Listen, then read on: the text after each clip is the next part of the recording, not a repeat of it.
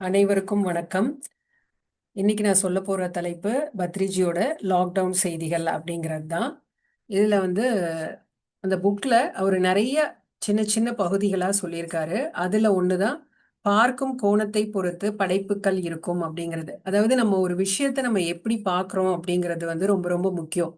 இப்போ ஒரு சூழ்நிலையா இருந்தாலும் சரி, இல்லாட்டி ஒரு மனிதரா இருந்தாலும் சரி, அது அவங்கள நம்ம எப்படி பார்க்குறோமோ, அதாவது நம்மளுடைய பெர்ஸ்பெக்டிவ் எப்படி இருக்கோ அது மாதிரி தான் அவங்க நமக்கு தெரிவாங்க. ஸோ அதுதான் இந்த பார்க்கும் கோணத்தை பொறுத்து படைப்புகள் இருக்கும். நம்ம ரியாலிட்டி அப்படிதான் இருக்கும் அப்படிங்கிறது. எல்லாவற்றையும் நாம் எப்படி பார்க்கிறோம், எப்படி ஏற்றுக்கொள்கிறோம், அதை பொறுத்து அவை இருக்கும். நாம் பார்க்கும் விதத்தை பொறுத்து விஷயங்கள் இருக்கும்.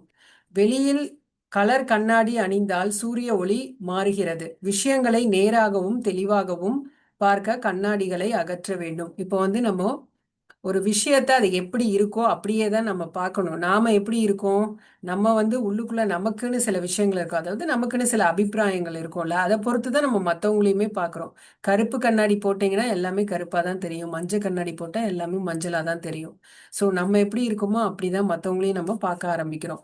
அதை தான் நம்ம என்ன பண்ணுறோம், ரியாலிட்டியாக மேனிஃபெஸ்ட் பண்ணவும் ஆரம்பிக்கிறோம். அதான் இங்கே சொல்கிறாங்க. ஸோ பழைய அபிப்பிராயங்களின்படி செயல்படக்கூடாது.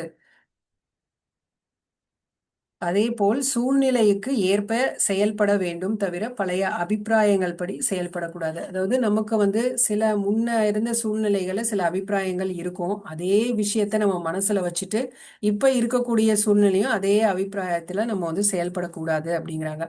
பார்க்கும் கோணத்தை பொறுத்தே படைப்புகள் இருக்கும். இந்த உலகத்தில் காணக்கூடியது எல்லையற்றதாக இருக்கிறது. அவை நம் பார்ப்பவையை பொறுத்து தெரிகிறது. இல்லையெனை அவை மறைந்து விடும். அதாவது நம்ம என்ன மாதிரி பார்க்குறோமோ அதே தான் நம்ம ரியாலிட்டியில உருவாகுது.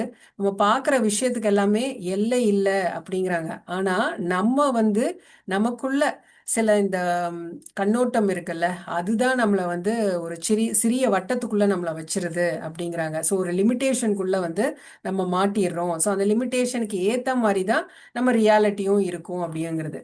ஸோ இதுக்கு ஒரு சின்ன இன்சிடென்ட் சொல்றாரு. துரியோதனனும் அர்ஜுனனும் கிருஷ்ணர் கிட்ட போறாங்க. அப்போ துரியோதனன் கிருஷ்ணருடைய தலைப்பகுதி கிட்ட உட்கார்றாரு. அர்ஜுனன் கிருஷ்ணருடைய கால் பகுதி. கிருஷ்ணர் அப்ப படுத்திருக்காரு. அப்போ அவரை பார்க்க போகும்போது இந்த மாதிரி ரெண்டு பேரும் துரியோதனன் தலை கிட்டையும் அர்ஜுனன் கால் கிட்டையும் உட்காந்துக்கிறாரு. அப்போ கிருஷ்ணர் கண்ணை மூடி படுத்திருந்தனால கண்ணை திறக்கும் பொழுது அர்ஜுனனை பாக்குறாரு. ஸோ அப்ப அர்ஜுனன் சொல்றான், இந்த மாதிரி எனக்கு வார் வரப்போகுது, அதனால நீ எனக்கு உதவி செய்யணும் அப்படிங்கிற மாதிரி கிருஷ்ணர் கிட்ட சொல்றாரு. கிருஷ்ணரும் அதை கேட்டுட்டு ஓகே, ரெண்டு விஷயம், ரெண்டு தான் என்கிட்ட இருக்கு, ரெண்டு நான் பண்ண முடியும் அப்படிங்கிறாரு. அதாவது ஒன்று நான், இன்னொன்று என்னுடைய படைபலம் அப்படிங்கிறது. ஸோ ரெண்டு விஷயம் என்கிட்ட இருக்கு, இதுல எது உங்களுக்கு வேணும் அப்படிங்கும்போது அர்ஜுனன் சொல்றான், எனக்கு நீ மட்டும் போதும் அப்படிங்கிற மாதிரி அர்ஜுனன் சொல்லிடுறாரு. துரியோதனன் அப்படியே பயந்துட்டு, ஒருவேளை எங்க அர்ஜுனன் படைபலத்தை கேட்டுருவானோ அப்படிங்கிற மாதிரி பயந்துட்டு இருந்திருக்கான். பட் நல்ல வேலை அர்ஜுனன் கேட்கல. அதனால துரியோதனன் சொன்னா, உன்னுடைய படைபலம் எனக்கு வேணும் அப்படிங்கிற மாதிரி. அது கூட துரியோதன் கிருஷ்ணர் கிட்ட ஒரு விஷயம் சொல்றாரு. என்னன்னா, நீ கேள்வி கேட்கிற, அதையே நீ முதல்ல அர்ஜுனன் கிட்ட கேட்கிற, என்கிட்ட எல்லாம் ஃபர்ஸ்ட் கேட்கணும். ஏன்னா அந்த ரூம்குள்ள நான் தான் முதல்ல வந்தேன், அதனால நீ என்கிட்ட தான் ஃபர்ஸ்ட் கேட்டிருக்கணும். ஆனா நீ அர்ஜுனன் கிட்ட கேட்கிற அப்படிங்கும்போது கிருஷ்ணர் சொல்றாரு, நான் கண்ணை திறந்தோன்னே என்ன கண் முன்னாடி இருந்தது அர்ஜுனன் தான். அதனால நான் ஃபர்ஸ்ட் அர்ஜுனனை கேட்டேன். உன்னோட லாஜிக் உனக்குனா, என்னோட லாஜிக் எனக்கு அப்படிங்கிற மாதிரி சொல்றாரு கிருஷ்ணன். ஸோ இப்படி பார்த்தீங்கன்னா எல்லாமே நம்ம பார்க்குற கோணத்தில் தான் இருக்கு. நம்ம என்ன மாதிரி பார்க்குறோமோ அதே மாதிரி தான். எல்லாரும் தனித்தனி இண்டிவிஜுவல்ஸ் தான். எல்லாருமே தனித்தனியான ஒரு சிஸ்டம். எனக்குன்னு நல்லதா படுறது மற்றவங்களுக்கு கெட்டதா படும், எனக்கு கெட்டதா படுறது மற்றவங்களுக்கு நல்லதா படும். ஸோ அந்த மாதிரி ஒருத்தரும் நம்ம எல்லாருமே ஒரு தனித்தனி சிஸ்டம் மாதிரி தான். எல்லாம் லா பிரகாரம் தானே நடந்துட்டு இருக்கு. ஸோ அந்த மாதிரி தான் நமக்குன்னு சில விஷயங்கள் இருக்கும். அது பிரகாரம் தான் நம்ம போயிட்டு இருப்போம். அதான் நம்ம எப்படி பார்க்குறோமோ அப்படிதான் நமக்கு இருக்கும் அப்படின்னு அவர் சொல்றாரு. மற்றொரு காட்சி என்னன்னு நீங்க பாத்தீங்கன்னா, குருஷேத்திர போரின் போது கௌரவர்களின் தலைவராக பீஷ்மர் இருந்தார். இப்போ பாண்டவர்களுக்கும் கௌரவர்களுக்கும் போர் நடந்துட்டு இருக்கு. ஸோ அதுல கௌரவரோட தலைவரா பீஷ்மர் இருக்காரு. இந்த பக்கத்துல அர்ஜுனன் சண்டை போட்டுட்டு இருக்கான். இப்போ சண்டை போட்டுட்டு இருக்கும்போது அர்ஜுனன் என்ன பண்றான், தான் முன்னாடி இருக்கிறது வந்து தாத்தா அப்படிங்கிற அந்த நோக்கத்திலேயே, அந்த பீஷ்மர் வந்து தன்னுடைய தாத்தா அப்படிங்கிற அந்த எண்ணத்திலேயே வந்து அர்ஜுனன் வந்து சண்டை போட்டுட்டே இருக்கான். ஸோ இப்படியே சண்டை போடும் பொழுது 10 நாள் ஆயிடுது. 10 நாள் ஆயும் அர்ஜுனன் வந்து தாத்தாவை வந்து வீழ்த்தல. ஸோ இதை பார்த்த கிருஷ்ணருக்கு வந்து பயங்கரமா கோவம் வருது. நீ என்ன பண்ணிட்டு இருக்க அப்படிங்கும் பொழுது அர்ஜுனன் சொல்றான், எதிர்த்தாப்புல இருக்கிறது தாத்தா வச்சே, அதனால அவரு எனக்கு கொல்ல மனசு வரல அப்படிங்கிற மாதிரி சொல்றான். உடனே கிருஷ்ணர் கால்லயும் விழுந்துடுறாரு. அர்ஜுனன் காலில் விழுந்துட்டு எனக்கு ரொம்ப கஷ்டமா இருக்கு அப்படிங்கிற மாதிரி. ஸோ இதெல்லாம் வந்து கிருஷ்ணர் பார்த்துட்டு, இவன் வந்து இந்த மாதிரி இருந்தா போர்ல ஜெயிக்க முடியாது, அதனால இவனோட கவனத்தை வந்து திருப்பணும் அப்படின்னு நினைக்கிறாரு. சில அறிவுரையும் சொல்றாரு. நீ வந்து போருன்னு வந்துட்டோம்னா எதிரில் இருக்கிறது வந்து சேனையோட தளபதி, அதாவது தேவையில்லாம ஒரு வாருக்கு துணை போற ஒரு சேனையோட தளபதி தான் உங்க தாத்தா அப்படிங்கிற மாதிரி தான் நீ பார்க்கணும். ஒரு தளபதியா அவரை பாரு, நீ உங்க தாத்தாவா வந்து பார்க்க கூடாது அப்படிங்கிற மாதிரி சில அறிவுரை எல்லாம் சொல்றாரு கிருஷ்ணர் அர்ஜுனனுக்கு. ஆனா அர்ஜுனனுக்கு அது மனசுல ஏறவே இல்லை. திருப்பி சண்டை வந்து அதே மாதிரி பண்ணிட்டே இருக்கான். அவங்க தாத்தா மேல அம்பு விடவே மாட்டேங்கிறான். விடுற அம்பெல்லாம் கோணலா போயிட்டே இருக்கு. ஸோ இதை பார்த்த கிருஷ்ணர் வந்து என்ன பண்றாரு, அந்த தேரை வந்து கொஞ்சம் அழுத்துவார். அப்படி அழுத்தும் போது கரெக்டா அர்ஜுனுடைய அம்பு வந்து தாத்தா மேல போய் பற்றும். தாத்தா இறந்துடுறாரு. ஸோ இந்த மாதிரி பண்ணி அர்ஜுனனை வந்து ஜெயிக்க வைக்கிறாரு கிருஷ்ணன். ஸோ இதுதான் வந்து இந்த காட்சி ஒன்னொன்னு என்ன சொல்லுது அப்படின்னு பார்த்தீங்கன்னா, அந்த போர்க்களத்துல கூட அர்ஜுனன் வந்து தன்னுடைய தாத்தா அப்படின்னு அவர் பார்த்துட்டு இருக்கிற வரைக்கும் போர்ல ஜெயிக்கவே முடியாது. அதே மாதிரிதான் நம்மளும் நிறைய விஷயங்கள் வந்து நம்மளுடைய சொந்தம் அப்படிங்கிற மாதிரி நிறைய விஷயங்கள் நம்ம அப்படி அந்த நோக்கத்தோடயே நம்ம இருக்கிறதுனால நம்ம வாழ்க்கையில வந்து ஜெயிக்க முடியாது.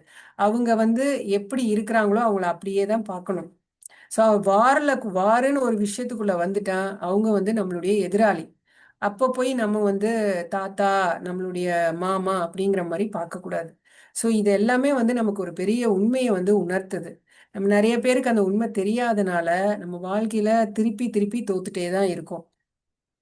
மகாபாரதமும் ராமாயணமும் பெரிய உண்மைகளை வெளிப்படுத்துகின்றன. தசரதன் ராமனை வனத்திற்கு செல்ல வேண்டும் என்று கூறிய போது ஸ்ரீராமன், நான் மூத்த மகன், ராஜ்யத்திற்கு தகுதியானவன், அந்த கைகேயி யார், நான் காட்டிற்கு செல்ல மாட்டேன் என்று எதிர்ப்பு காட்டி இருக்கலாம். ஆனால் அவரது பார்வை ராஜ்யம் நிகழ்காலத்தின் மீது இல்லை, எதிர்காலத்தின் மீது இருந்தது. இந்தியாவிற்கு உயர்ந்த வழியை காட்டும் பாதையில் இருந்தது. அதனால் ஸ்ரீராமர் மகிழ்ச்சியுடன் காட்டுக்கு சென்றார். இப்போ இந்த மகாபாரதமும் ராமாயணம் நமக்கு வந்து ஒரு பெரிய உண்மையை வந்து உணர்த்துது இல்லையா? தசரதன் வந்து ராமனை வனத்திற்கு சொல்லும் போது ராமன் வந்து அதுக்கு எதிர்ப்பே தெரிவிக்கல. அவர் பாட்டுக்கு அவர் சந்தோஷமா அதை வந்து எடுத்துட்டு வனத்துக்கு போயிட்டார், காட்டுக்கு போயிட்டார். அவர் எதிர்த்திருக்கலாம், நான் வந்து மூத்த பையனாச்சே அப்படிங்கிற மாதிரி அவர் எதிர்ப்பு தெரிவிச்சிருக்கலாம். ஆனா எதிர்ப்பே காட்டாம அவர் பாட்டுக்கு சொன்ன உடனே, தசரதன் சொன்ன உடனே காட்டுக்கு போயிருக்காரு. ஏன்னா அவருடைய கவனம் எங்க இருந்துச்சுன்னா எதிர்காலத்தை நோக்கி இருந்தனால. அப்போதைக்கு அந்த நிமிஷத்துல அவர் வந்து இப்படி ஒரு விஷயத்த செய்ய சொல்றாங்களே அப்படின்ற மாதிரி அவர் யோசிக்காம எதிர்காலம் நல்லா இருக்கணும் அப்படிங்கிற அந்த நோக்கம் அவருக்கு வந்து இருந்ததுனால ஸ்ரீராமர் வந்து மகிழ்ச்சியா அவர் வந்து காட்டுக்கு போயிட்டாரு. அது வந்து ஒரு இந்தியாவிற்கே ஒரு உயர்ந்த வழியை கொடுத்துருக்கு அப்படிங்கிற மாதிரி சொல்றாங்க. இப்ப கொரோனாவே நீங்க உதாரணத்துக்கு எடுத்துட்டீங்கன்னா, கொரோனா பார்க்கும் விதத்தை பொறுத்தே உள்ளது. நீங்கள் கொரோனாவை மதிப்பற்றவர் என்று எண்ணுகிறீர்கள். பூமிக்கு பாரம், மரணத்திற்கு பயப்படுபவர்கள் யார்? உலக உலகிற்கு தீங்கு இழைப்பவன் பயப்படுவான், மரணத்தை கண்டு அஞ்சுவான். ஸோ இப்போ கொரோனாவே எடுத்துட்டீங்கன்னா கூட கொரோனாவை நீங்க எப்படி பாக்குறீங்கன்னு ஒண்ணு இருக்கு. இப்போ உலகத்துக்கு தீங்கு விளைவிக்கிறவனுக்கு கொரோனாவை பார்த்து பயப்படுவான். அதுவே வந்து நல்லது செய்யறவன் என்ன பண்ணுவான், கொரோனாவை பார்க்குற விதமே வேற மாதிரி இருக்கும். கொரோனா வந்துருச்சு, வீட்டுக்குள்ளேயே எல்லாருமே அடைஞ்சு கிடக்கணும். ஆனா வீட்டுக்குள்ள அடைஞ்சிருந்தா அதை நீங்க எப்படி பார்ப்பீங்க? ஓகே, நம்ம வந்து ஃபேமிலியோட நம்ம டைம் ஸ்பெண்ட் பண்ண முடியும், ஒரு புதிய விஷயத்த நம்ம கத்துக்கலாம், நமக்கு நிறைய நேரம் இருக்கு. ஸோ இப்படி நம்ம வந்து கொரோனா வந்து நமக்கு நல்லது செய்யற மாதிரி நம்ம பார்க்கலாம். ஆனா கெட்டவங்களுக்கு கொரோனா வந்து கெட்டதா தான் தெரியும், நல்லவங்களுக்கு கொரோனா வந்து நல்லதா தான் தெரியும் அப்படின்னு. ஏன்னா நமக்கு நேரம் கிடைக்குது. ரொம்ப நாளா எல்லாரும் என்ன சொல்லி புலம்புவோம்னா, நம்ம ஃபேமிலியோட டைம் ஸ்பெண்ட் பண்ணவே முடியல, குழந்தைங்களோட நமக்கு இருக்க முடியல அப்படிங்கிற மாதிரி சில விஷயம்லாம் இருந்துச்சு இல்லையா? கொரோனா டைம்ல பாத்தீங்கன்னா ஃபேமிலியோட ஒன்னா உட்காந்து சாப்பிட முடியுது, எல்லாரும் ஒன்னாவே தான் ஒரே வீட்டுல ஒன்னாவே இருக்கிற மாதிரி தான் இருந்துச்சு. ஸோ நம்ம எப்படி பாக்குறோமோ அப்படி நமக்கு வந்து ரியாலிட்டி தெரியுங்கிறது. நல்லவர்கள் குடும்பத்துடன் நேரத்தை செலவிட நினைக்கிறார்கள். இன்னும் சிறந்தவர்கள் தியானம் செய்கிறார்கள். நீங்கள் அதை எப்படி எடுத்துக் கொள்கிறீர்களோ அப்படியே இருக்கும். ஆக உங்கள் பார்வையை பொறுத்தே பார்ப்பதும் இருக்கும் அப்படிங்கிறாங்க. நான் ஊர் ஊராக சென்று சோர்வாக இருந்தேன். யார் என்ன சொன்னாலும் நான் ஓய்வெடுக்கவில்லை. மூச்சு இருக்கும் வரை நிற்க மாட்டேன். இப்போது கொரோனா வந்துவிட்டது, வேறு வழியில்லை.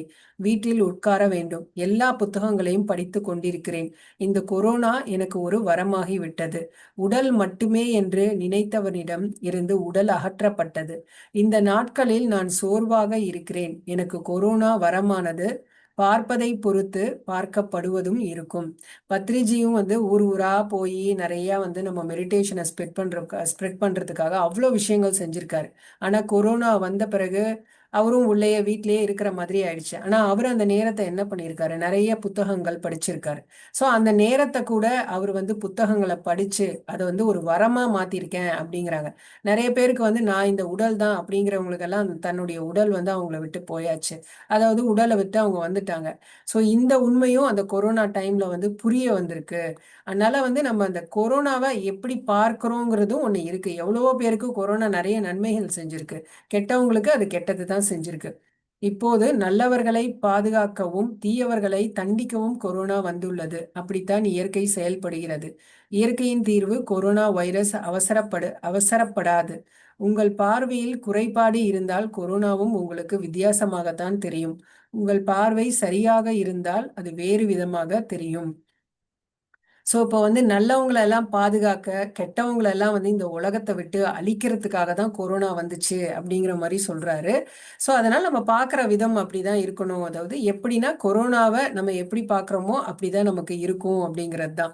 உங்கள் யதார்த்தத்தை உருவாக்கியவர்கள் நீங்கள் தான். கொரோனா உங்கள் யதார்த்தத்தை உங்களுக்கு வழங்குகிறது, அவ்வளவுதான். மேல் உலகின் மாஸ்டர்களை பார்க்க முடிந்தால் அவர்கள் கட்டாயம் உதவி செய்வார்கள். இப்போ கொரோனா அப்ப எத்தனையோ உயிர்கள் போச்சு. ஸோ இது வந்து அவங்களுடைய கர்மா பிரகாரம் அந்த உயிர் வந்து போகணும்னு இருந்திருக்கு. அது வந்து கொரோனா டைம்ல போயாச்சு. ஸோ அதுக்கப்புறம் அவங்க வந்து மேல் உலகத்துல இருக்கிற மாஸ்டர்ஸை வந்து அவங்க சந்திக்கலாம். அந்த மாஸ்டர்ஸ் வந்து அவங்களுக்கு உதவியும் செய்வாங்க அப்படிங்கிற மாதிரி சொல்லியிருக்காரு. இது வந்து ஒரு சின்ன டாபிக் தான். இது முடிஞ்சாச்சு. பத்ரிஜி வந்து இன்னொரு இதுல அவரை கேள்வி வந்து கேட்குற மாதிரியும் அவர் அந்த கேள்விக்கெல்லாம் பதில் சொல்ற மாதிரி இருக்கு. இது வந்து என்னன்னா எல்லாமே ஒரு நோக்கத்திற்காக நடக்கும் அப்படின்னு. ஸோ நம்ம வாழ்க்கையில எந்த விஷயம் நடந்தாலுமே அது வந்து ஏதாவது ஒரு நோக்கத்துக்காக தான் நடக்குது அப்படிங்கிறத வந்து நம்ம புரிஞ்சுக்கணும். அந்த தலைப்புல அவர் என்ன சொல்லியிருக்காருன்னா, வாழ்க்கையில் எல்லாவற்றுக்கும் ஒரு நோக்கம் உண்டு. சிறு வயதில் இருந்து நடக்காத அனைத்திற்கும் பின்னால் நம் வாழ்வின் நோக்கம் மறைந்துள்ளது. நம் வாழ்க்கையை மறுபரிசீலனை செய்தால் ஏன் எதற்கு நடந்தது அல்லது ஏன் எதனால் நடக்கவில்லை என்பதை தெரிந்து கொள்ளலாம். எதை செய்தால் என்ன பின் விளைவுகள் வரும் என்பது புரியும். அதாவது நம்மளுடைய வாழ்க்கையை மறு பல மறுபரிசீலனை செய்யணும் அப்படிங்கிறாங்க. அதாவது சிலதெல்லாம் ஏன் நடந்தது, சிலதெல்லாம் ஏன் நடக்கல, இதெல்லாம் நம்ம வந்து தெரிஞ்சுக்கலாம் அப்படிங்கிற மாதிரி சொல்றாங்க. ஏன்னா அந்த நோக்கம் என்னங்கிறது நமக்கு தெரியாதனாலதான் இது ஏன் நடந்தது, இது ஏன் நடக்கல அப்படிங்கறதெல்லாம் நமக்கு புரியாம இருக்குது. ஓகே, பத்ரிஜி என்ன சொல்றாருன்னா, 1980 இது வந்து அவர் முதல்ல ஆன்மா, நான் வந்து ஒரு ஆன்மா அப்படிங்கிறத வந்து அவர் உணர்ந்த வருஷம் வந்து 1980. அப்போ அவருக்கு வந்து வயசு 33. அலகாபாத்ல அவர் வந்து அவருடைய அம்மாவோட மூத்த சகோதரர் ராமச்சந்திர ராவிடம் அவர் போறாரு.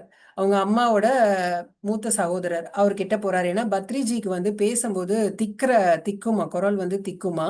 அதனால அவருக்கு வந்து ஒரு ஆப்ரேஷன் செஞ்சு அது சரியாயிடும் அப்படின்னு இருக்காங்க. அப்போ வந்து அலகாபாத்ல ஒரு ஹாஸ்பிட்டல்ல பத்ரிஜி வந்து அட்மிட் ஆகுறாரு.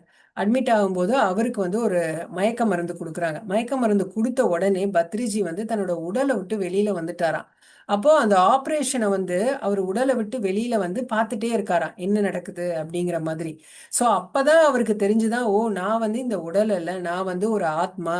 இது வந்து எல்லாருக்குமே இருக்கு அப்படிங்கிற அந்த உணர்தல் வந்து அவருக்கு 33வது வயசுல அவர் கிடைச்சிருக்கு. இது தெரிஞ்ச பிறகுதான் அவர் வந்து அந்த ஆன்மா, நம்ம ஆன்மா அப்படிங்கிறது எல்லாருக்கும் தெரியணும் அப்படிங்கிற அந்த விஷயத்துல அந்த மெடிடேஷன்ல இறங்க ஆரம்பிச்சிட்டாரு.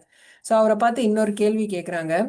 உங்கள் நோக்கத்தை எப்போது உணர்ந்தீர்கள் அப்படின்னு கேட்குறாங்க. உங்க நோக்கத்தை எப்ப நீங்க உணர்ந்தீங்க அப்படிங்கும்போது, ஒவ்வொரு உயிரினத்திற்கும் ஒவ்வொரு உயிருக்கும் மரம், கொரோனா வைரஸ், கண், காது, இதயம், கல்லீரல், மூலாதார சக்கரம், சிவன், ராவணன், ராமன் அனைத்திற்கும் ஒரு நோக்கம் உள்ளது. ஸோ அவர் என்ன சொல்றாருன்னா, ஒரு ஒரு உயிரினத்துக்குமே ஒரு நோக்கம் இருக்கு அப்படிங்கிற மாதிரி சொல்றாரு. அதாவது கண்ணு, காது, இதயம், கல்லீரல் எல்லாத்துக்குமே ஒரு நோக்கம் இருக்கு. கண்ணு எதுக்கு இருக்கு? பார்க்கறதுக்கு. அதே மாதிரி காது கேட்கறதுக்கு, இதயம் அதோட வேலை செய்யுது. எல்லாமே ஒரு நோக்கத்தோட தான் செயல்பட்டுட்டு இருக்கு அப்படிங்கிற மாதிரி சொல்றார். பால் தயிராக எந்த நேரத்தில் மாறுகிறது சொல்ல முடியாது அல்லவா? அது போலவே வாழ்க்கையின் நோக்கம் எப்போதும் எப்போது தெரியும், அதாவது அது படிப்படியாக அறியப்படும். அது போலவே ஆன்ம ஞானம் வந்ததா இல்லையா என்பதுதான் முக்கியம். அது படிப்படியாக வருகிறது. தண்ணீர் மெதுவாக வெப்பம் அடைகிறது. வெப்பநிலை 1000 அடையும் போது அது ஒரே நேரத்தில் ஆவியாகிறது. ஸோ இப்போ நீங்க பால் எடுத்துக்கிட்டீங்கன்னா பால் வந்து தயிரா உறையுது. ஆனா அது எந்த நேரத்துல உறையுங்கிறது யாராவது சொல்ல முடியுமா? சொல்ல முடியாது. அதே மாதிரி தான் நமக்கு வந்து ஆன்ம ஞானம் அப்படிங்கிறது எப்ப கிடைக்குங்கிறத நம்மளால சொல்லவே முடியாது. அது வந்து சில சில அதாவது அந்த நேரம் எடுக்கும். அந்த ஆன்ம ஞானம்ங்கிறது நமக்கு படிப்படியாக தான் வரும் அப்படிங்கிறது. இப்போ நான் கூட இந்த பவர் ஆஃப் நவ் புக்கில் வந்து ஜீசஸ் வந்து வெயிட்டிங் பற்றி சொன்னாருன்னு சொன்னல. எப்போ வந்து ஒரு சீடை நம்ம மண்ணில் புதைக்கிறோமோ அந்த சீடு மண்ணை வந்து பொழந்துட்டு வெளியில் வரது அந்த டைம் இருக்கு இல்லையா? அது படிப்படியாக தான் நடக்குது. உள்ளுக்குள்ள சில விஷயங்கள் நடக்குது, அதுக்கப்புறம் தான் அந்த மண்ணை பிளந்துட்டு வருதுன்னு. அதே மாதிரி தான் நமக்கு வந்து ஆன்ம ஞானம் அப்படிங்கிறது எடுத்துன்னு வராது. அதுக்கு வந்து கொஞ்சம் படிப்படியாக தான் நமக்கு வரணும் அப்படிங்குது. தண்ணியை வந்து நம்ம கொதிக்க விடும்போது மிதமாக இருக்கு, அதுவுமே என்ன உடனடியே சூடாகுதா? கொஞ்சம் கொஞ்சமாக தான். ஆனால் 1000 அடையும் போது அது வெப்பமாக மாறிடுது. ஸோ அதே மாதிரி தான் நம்மளுக்கு அந்த ஆன்ம ஞானம் அப்படிங்கிறதுமே நமக்கு படிப்படியாக தான் வரும் அப்படிங்கிறாங்க. எடுத்துன்னு நமக்கு வந்து ஆன்ம ஞானம் கிடைச்சிடாது. நம்ம சில தியான முறைகள்லாம் அதாவது ப்ராக்டிஸ் பண்ணணும். அதெல்லாம் பண்ணினாதான் நமக்கு வந்து இந்த ஞானம் அப்படிங்கிறது கிடைக்கும். அது போலவே இந்த நோக்கத்தின் ஒரு பகுதியாகவே நீங்கள் அறிந்தோ அறியாமலோ எல்லாமே நடக்கிறது. அதாவது நம்ம என்ன நோக்கத்துக்காக இந்த பூமிக்கு வந்தோமோ அந்த நோக்கத்தின் அடிப்படையில தான் எல்லாமே நம்ம வாழ்க்கையில நடக்குது அப்படிங்கிறாங்க. ஆனா நமக்கு வந்து அது தெரிஞ்சோ தெரியாமலோ அது நடந்துட்டு தான் இருக்கு அப்படிங்கிறாங்க.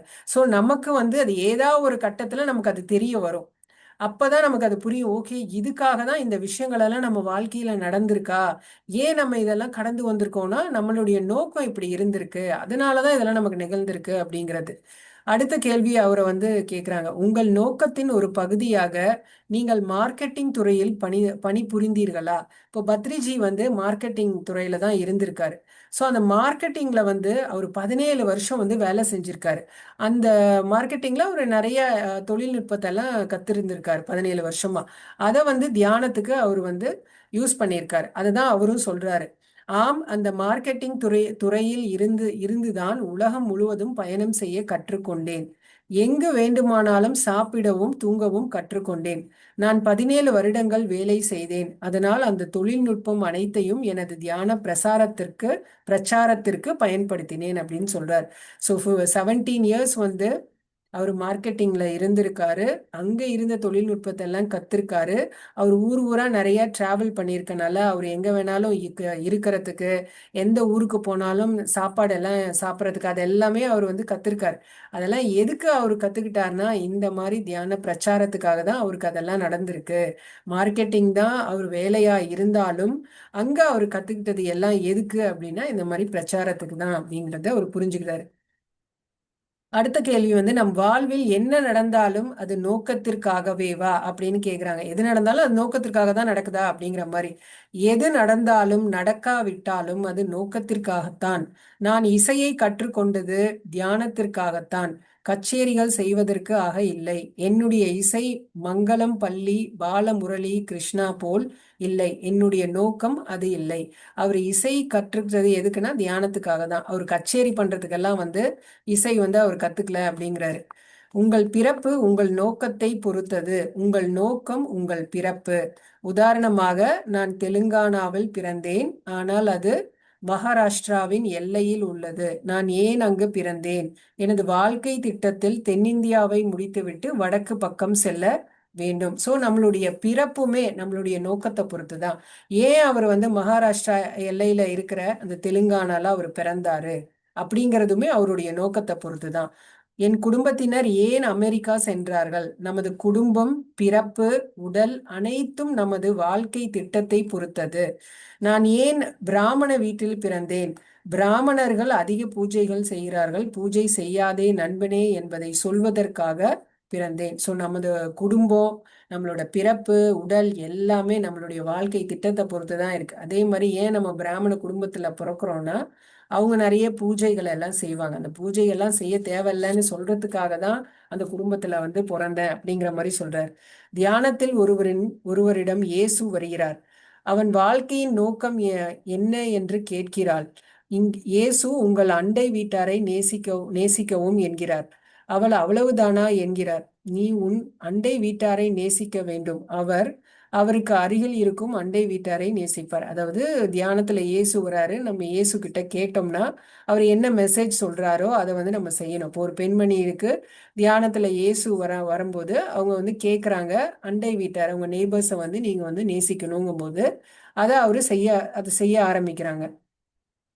எனக்கு அனுபவங்கள் இப்போது முடிந்து விட்டது. மற்றவர்களின் அனுபவங்களை அறிந்து கொள்வது என் வேலை. பத்ரிஜிக்கு வந்து அந்த எக்ஸ்பீரியன்ஸ் எல்லாம் அவர் அந்த நிலையெல்லாம் தாண்டிட்டாரு. இப்போ அவர் என்ன மாதிரி நிலையில அதை இருந்திருக்காருன்னா, பத்ரிஜி ஒரு குருஜி, பத்ரிஜி அதாவது பித்தாமக பத்ரிஜி பிரம்மஸ்ரீ அப்படிங்கிற லெவலுக்கு அவர் மாறின பிறகு அவருக்கு வந்து இனிமே அனுபவங்கள் எல்லாம் தேவைப்படல. மற்றவங்களுடைய அனுபவங்கள் எல்லாம் வந்து அவர் கேட்குற அளவுக்கு வந்தாச்சு.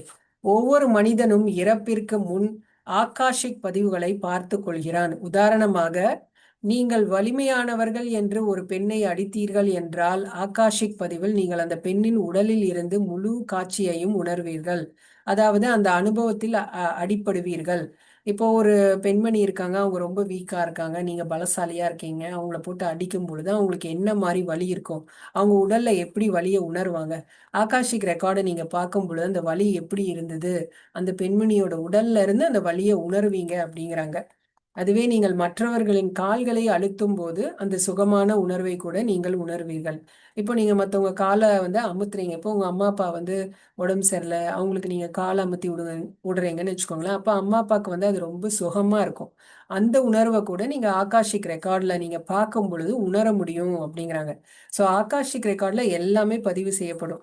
நீங்கள் அடிப்பதை 100 பேர் பார்த்தால் 100 பேரின் வலியையும் நீங்கள் உணர்வீர்கள். எனவே ஒன்றுக்கு பல, ஒன்றுக்கு முடிவில்லாதது என்பது பெரியோர் வாக்கு. அதாவது இப்ப நீங்க அடிக்கிறத 100 பேர் பார்த்தாங்கன்னா 100 பேரும் வந்து அடிக்கிறத பார்க்கும்போது ஒரு உணர்வு வரும்ல, ஐயோ பாவம் என்ன இப்படி அடி வாங்குறாங்க, என்ன இவர் இப்படி அடிக்கிறாரு அப்படிங்கிற மாதிரி அவங்களுக்கு தோணும்.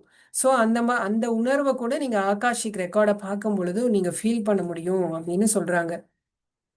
நீ அனுபவிப்பாய் என்று அவர்கள் உரைத்தால் அல்லது நன்றியுடன் உணர்ந்தால் இரண்டையும் உணர்வீர்கள். படைத்தல் என்பது அவ்வளவு அறிவுபூர்வமானது. அதாவது இப்ப யாராவது உங்களை பார்த்து நீங்க அடிக்கிறது, இப்போ நீங்க யாரையாவது துன்பம் கொடுக்குறீங்க, அவங்க அடிக்கிறீங்க, ஒருத்தவங்களை அடிக்கிறீங்கும் போது அதை இன்னொருத்தவங்க பாக்குறாங்க, பார்த்துட்டு நீ நல்லா அனுபவிப்ப அப்படின்னு சொன்னா அதையுமே நம்ம அனுபவிப்போமா, இல்லை உங்களை வாழ்த்துனாலும் அதையும் நம்ம வந்து அனுபவிப்போம் அப்படிங்கிற மாதிரி சொல்றாங்க. கேள்வி வந்து அடுத்த கேள்வி கேட்குறாங்க. ஒன்றுக்கு பல என்று கூறினீர்கள், அது போல் இருக்குமா ஐயா? பத்ரிஜி சொல்றாரு, ஒன்றில் பல உள்ளது. நீ அடித்ததை ஒரு பசு பார்க்கிறது என்றால் கூட அந்த பசுவின் வலியை கூட நீ உணர்வாய். ஸோ ஒரு பசு நம்ம அடிக்கிறத ஒரு பசு பார்த்தா கூட அந்த பசுவோட வலியை கூட நம்ம வந்து ஆகாஷிக் ரெக்கார்டை பார்க்கும்போது உணர முடியுங்கிறாங்க.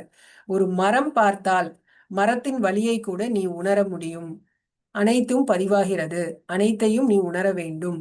உங்களுக்கு பசி எடுத்தால் மரத்தை கேட்டு பறித்து கொள்ளுங்கள், கேட்காமல் பறிக்க கூடாது. பசி எடுத்தா மரத்தை கேட்டுட்டு நம்ம அந்த பழத்தை எடுத்து சாப்பிட்டுக்கலாமா, கேட்காம சாப்பிடக்கூடாது அப்படிங்கிறாங்க. ஸோ ஆகாஷிக் ரெக்கார்ட்ல வந்து எல்லாமே பதிவாகுங்கிறாங்க. மற்றவங்களோட உணர்வும் பதிவாகுது. ஏன்னா அந்த சீன்ல நம்மளும் இருக்கோம், நம்ம செய்யற செயலை வந்து பாக்குறாங்க இல்லையா, அவங்களும் அந்த சீன்ல இருக்காங்க. ஸோ அவங்களோட உணர்வையும் வந்து நம்ம ஆகாஷிக் ரெக்கார்ட்ல நம்ம பார்க்கும்போது நம்ம அதையும் ஃபீல் பண்ணுவோம் அப்படின்னு சொல்லியிருக்காரு. ஸோ அதனால நம்மளுடைய வாழ்க்கையில நடக்கிற எல்லா விஷயங்களுமே நம்மளுடைய நோக்கத்தின் பொறுத்து தான் நடக்குது அப்படிங்கிறத இதுல பத்ரிஜி வந்து சொல்லியிருக்காரு. ஓகே மாஸ்டர்ஸ், நான் இதோட என்னோட உரையை முடிச்சுக்கிறேன். நன்றி.